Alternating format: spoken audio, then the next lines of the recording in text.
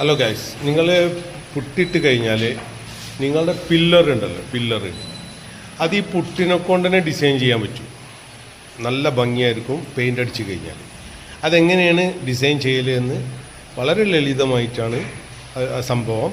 അത് കാണിച്ചു തരാം. കണ്ടു കഴിഞ്ഞാൽ നിങ്ങൾക്ക് അത് ഈസി ആയിരിക്കും. നിങ്ങളത് പറഞ്ഞുകൊണ്ട് ചെയ്യാൻ വേണ്ടി ശ്രമിച്ചാൽ വളരെ ഭംഗിയായിരിക്കും. കാണിച്ചു തരാം.